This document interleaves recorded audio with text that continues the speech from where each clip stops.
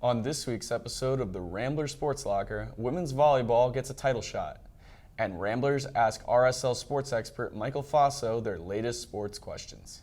Also, women's soccer take down a Power 5 team, and RSL reporter Connor Bergen gives rock climbing a try.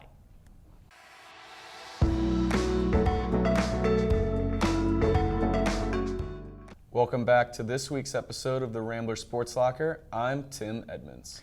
And I'm Eric Moran. The Loyola women's soccer team hosted the 16th ranked Wisconsin Badgers at Loyola Soccer Park on Thursday, September 5th. The Ramblers struck first in the contest, with senior Alexa Tatarin finding the back of the net in the 21st minute. The goal by Tatarin gave the Ramblers an early 1-0 lead. The Ramblers lost their lead in the 30th minute when the Badgers scored a goal of their own. The game was deadlocked still after 90 minutes of play, which led to double overtime. Neither team scored by the end of the second overtime, resulting in a 1-1 tie. The Ramblers' next match took place last Sunday, September 8th, against the Missouri Tigers at Missouri. The Tigers got on the board first early in the second half, scoring in the 51st minute. Loyola freshman Megan Nemec responded by scoring 2 goals in 3 minutes. One goal in the 75th minute, and the other coming in the 78th minute. The goal in the 78th minute proved to be the difference maker as the Ramblers won 2-1. 2 freshman Ramblers were both honored by the Missouri Valley Conference last week. Goalkeeper Grace Drosler was awarded Defensive Player of the Week, while Megan Nemec won Conference Newcomer of the Week. The Ramblers next played the Northern Illinois Huskies September 15th at Northern Illinois. The Loyola men's soccer team came up empty-handed in 2 matches during their California trip. The team suffered a pair of 1-goal losses to Cal State Fullerton and Loyola Marymount University. The Ramblers began their West Coast swing September 6th against Cal State Fullerton. Losing their opener 2-1, the team fell into an early 2-0 hole after new goaltender Marcel Camplin was defeated by back-to-back shot attempts in the first half by the Titans. Campman wouldn't record a save all night, and despite a late goal from transfer Justin Succo, his first as a Rambler, Loyola fell short 2-1 after 90 minutes. Only 2 days later, the team traveled to nearby Loyola Marymount to take on the Lions on Sunday, September 8th. After LMU broke the deadlock in the 78th minute after a conversion of a penalty kick in which Ramblers midfielder Tyler Biggs committed a foul inside the box, it set up the game's only goal. The Ramblers' season continues this Friday against local rivals DePaul University at Loyola Soccer Park, which will be this year's edition of the annual Hustle Des Moines event. This year at RSL, we want to highlight athletic opportunities around campus that everyday students can take part in. In our first installment of this series, RSL reporter Connor Bergen is testing out one of campus's not-so-hidden gems. All it requires is a Loyola ID. Hello, I'm Connor Bergen, reporting for RSL from the Hallis Recreation Center. Most students, when they think of Hallis, think of the weight room or the basketball courts, but today we're giving you an inside look at a Hallis special, the 39-foot-tall rock climbing wall.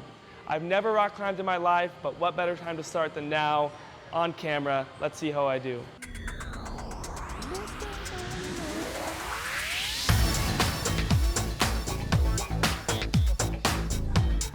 Don't include that.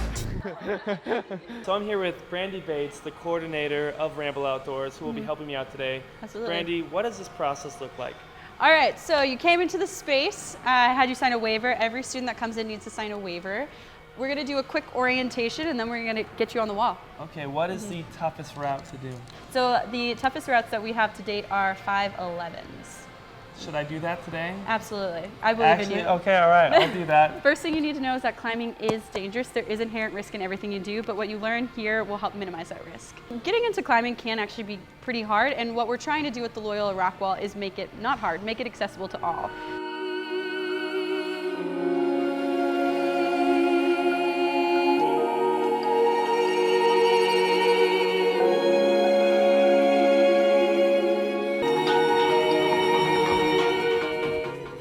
I'm already tired.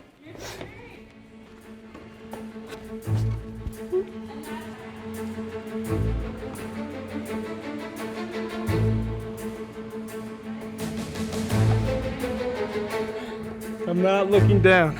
Okay. Oh, I definitely don't want to go the whole way. Oh. I didn't mention it, but I'm a little scared of heights, but Is this the purple one? That's the purple one. We did it! You did it! Woo! You want to keep going? No! Okay, yeah, you got it. Hey! Wow.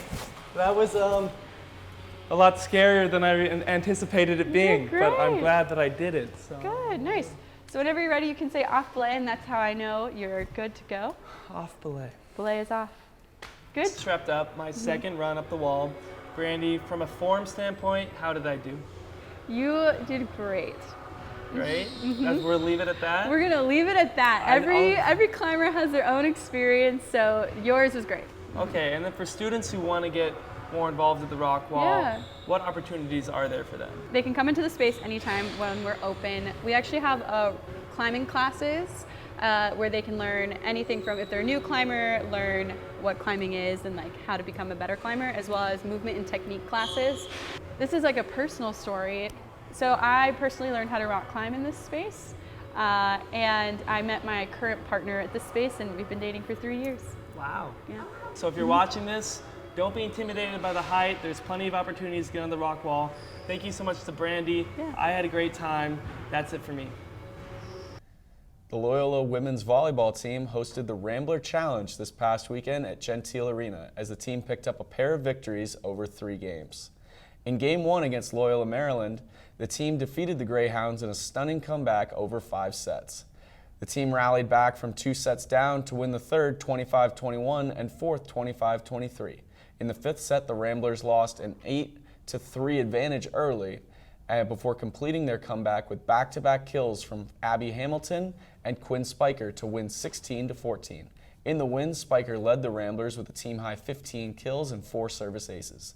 That same night, Loyola took on Montana State University and completed a clean sweep of the Bobcats in 3 sets. Spiker led the Ramblers again with 18 kills this time. The win sent Loyola to the title match of the Rambler Challenge on Saturday, taking on Western Michigan University. The Ramblers fell behind early to the undefeated Broncos, dropping the first set 25-21. The team dominated the second set 25-11 to even the score before the Broncos pulled away and took the Rambler Challenge title, winning the match 3 sets to 1. The Ramblers season continues this Friday as they travel to Colorado Springs, Colorado to take in the Amy Svoboda Memorial Classic. RSL reporter Michael Faso is an encyclopedia of sports knowledge. He knows it all. So we had Loyola students send him their latest sports questions this week in our newest segment, Ask Michael. Hello and welcome to Ask Michael. I'm your host, Michael Faso. I have 25 seconds to answer these questions, so let's see how this goes. What's the first question? What's up, Michael? I'm Patrick from Evanston, Illinois, and I want to know what you think about the Anthony Davis trade to the Lakers. Okay, well, I don't know who Anthony Davis is, so let's Google him. All right. What do I think about it? Oh, he's from Chicago. He's 6'10". Oh, my. And let's look up his salary, because that'll determine what I really think. Okay, so he is making $27 million in the 2019-20 season. So what do I think about it? Good for him. Okay, that's all I have for that. What's the next question? Hey Michael, my name is Carmen from Prospect Heights. I was just wondering, what's your idea on the Bears versus Packers debate? What is the debate to begin with? Bears versus Packers. It says Thursday 9-5. That was last week. It was 10-3. Is there a feud? I have no idea. I don't know. Are they fighting? I don't really care. What's the next question? What up, Michael? My name's Strider from Santa Barbara, and I was just wondering how many field goals a try in rugby is worth. A field goal in rugby? How much is it worth? Is it worth? I don't watch rugby, so A try is worth 4 points. Is that good? Did I get it? I don't know. That's what it says on Google, so I'm going to go with that. Are we good? No more questions? All right. All right, well, this has been Ask Michael. You saw how disastrous that went, so tune in next time to see how bad it'll be next time. Thanks for tuning in. I'm your host, Michael Faso. We'll see you next time. The Loyola cross country team got their season underway Friday, September 6th at the Crusader Open in Valparaiso, Indiana. The Loyola men's team totaled for 43 points, placing them second overall. The women's team totaled for 96 points, coming in fourth overall. The Ramblers' next race will take place on September 13th at the Illinois State Invitational.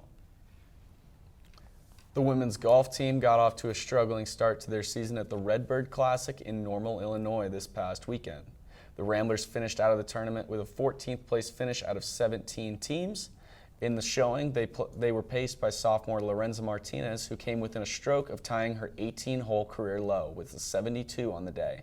At the completion of day 2 of the tournament, the Ramblers finished with a final tally of 67 strokes above par and trailed first place Xavier University by over 55 total strokes. From bad referees to scary mascots, there are things people dislike about sports. RSL reporter Mary Planky is here to give us her list of her least favorite sports things. This week, I'll be talking about the things I dislike about sports. While there are many good things about sports, there are also bad things. One of the things I dislike the most about sports is that the games are very long. No matter how much we all love the sport, we can only devote our attention to one thing for so long. Another thing I dislike about sports is that they are very expensive to attend.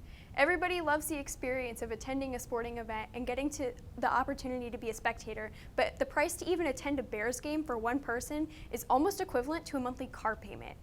My third dislike is that some of the mascots. One example would be the Chicago White Sox mascot, Southpaw. Mascots are cute and fun, but Southpaw looks like Oscar the Grouch in a baseball uniform. Luckily, their $19 ice cream sundae totally makes up for it. Keeping that delicious $19 sundae in mind, another dislike is that concession prices add even more to the price you have to pay for a game day experience. For example, a hot dog alone can cost up to $10. More often than not, that does not include a drink or even fries. Last but not least, my final dislike is that the Patriots go to the Super Bowl every single year. That's all for my dislikes. Sports are great, but just remember, sometimes they're horrible. I'm Mary Planky, back to you at the desk. Thanks, Mary. I don't know about you, but I love seeing my New England Patriots in the Super Bowl every year. I don't know, it is nice to sometimes have a new team win it. For our full episodes and the chance to get in on the conversation, follow and like our social media handles for an up-to-date look at all things Rambler Sports. You would be the first person to ever do it, so go for it. Thanks for joining us tonight. I'm Tim Edmonds. And I'm Eric Moran. Check back next week for another episode of the Rambler Sports Locker. And as always, don't forget to turn out the lights.